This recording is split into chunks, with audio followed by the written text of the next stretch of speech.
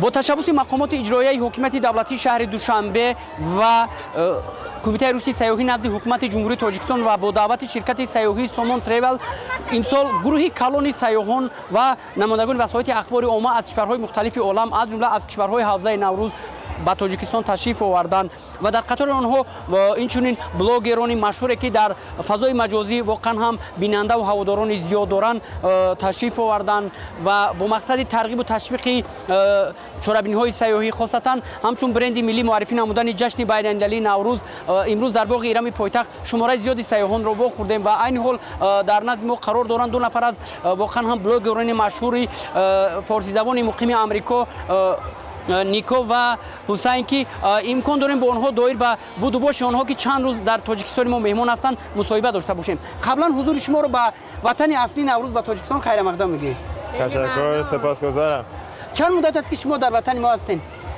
الان روز ششممونه. ولی یک بار دیگه 9 ماه پیش برای اولین بار وارد کشور قشنگ تاجیکستان شده بوده. شما در این مدتی که در تاجیکستان حضور دارید کدام موضوعات تاجیکستان رو دیدید و چی تاثیرات رنگین برداشتید؟ کدام موضوع؟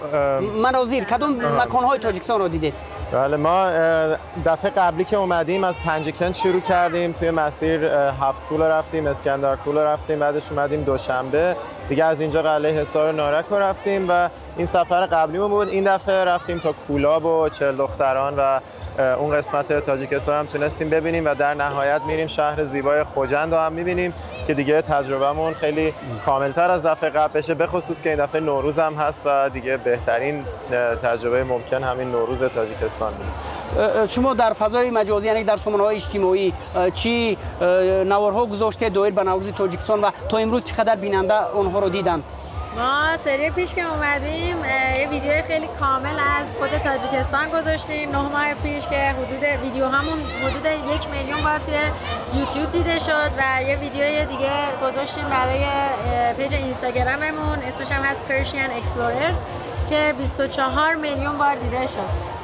تشکر. واقعا هم نوروز در تاجیکستان ما نه یک روز و دو روز بلکه زیاده از 10 روز ادامه میکنه تنتنه میاد. شما تا امروز در کدام مراسم های نوروزی ما اشتراک داشتین و چی چیز برای شما جالب بود؟ چی تفاوت دیدید از نوروزهای قبل؟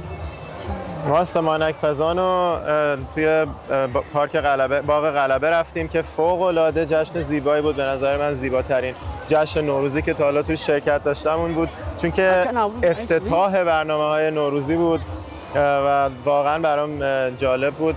و دیگه دیشبم که توی پارک استقلال بودیم، توی باغ استقلال بودیم، الان هم که اینجاییم. به نظرم خیلی رسم قشنگی دارن تاجیک‌های عزیز که تمامشون برای به مناسبت نوروز با لباس‌های قشنگ چکنشون میان بیرون و این روزها رو با این لباس‌ها سر میکنن و خیلی خیلی چیزیه که به نظرم باید توی ایران هم اجرا بشه، خیلی قشنگ‌تر میشه. و همچنین یه چیزی هم که من اصلا راجع به برنامه سفره هفتی نمیدونستم اینه که در کنار 7 سین 7 شین رو هم شما قرار میدین که اینم باز برمیگرده به اون اصل این سنت باستان و کهنی که داریم و خیلی خوبه. این چیزایی که ما یاد گرفتیم و امیدواریم که بتونیم ما هم در آینده توی کشورمون داشته باشیم و این سنت ها رو داشته باشیم.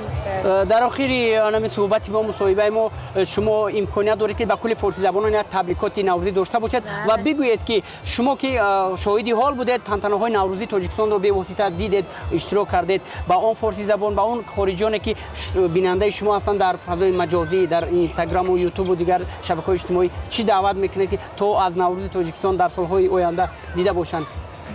بله، از به تمام فارسی زبانان تاجیک‌های دنیا تبریک میگیم نوروز رو در تمام کشورها و واقعا به نظر من برای ما فارسی زبان‌ها و تاجیک‌ها بهترین جا برای گذراندن نوروز تاجیکستان. خیلی خیلی خوشحالم که امسال اینجا بودیم و قطعاً پیشنهاد میکنم که سالهای آینده بیاین خودتون تجربه کنین و ببینین که چقدر اینجا متفاوته، چقدر تجربه زیباتری از هر تجربه‌ای که تا حالا داشتیم و مطمئنم که سال بعد خیلی بیشتر از اینم استقبال خواهد شد. امسال که اصلا حسابی به وجد اومدیم دیدیم چه استقبال زیبایی شده، مطمئنم سال بعد خیلی بیشتر هم خواهد بود. بله، روزتان نوروز، نوروزتان پیروز.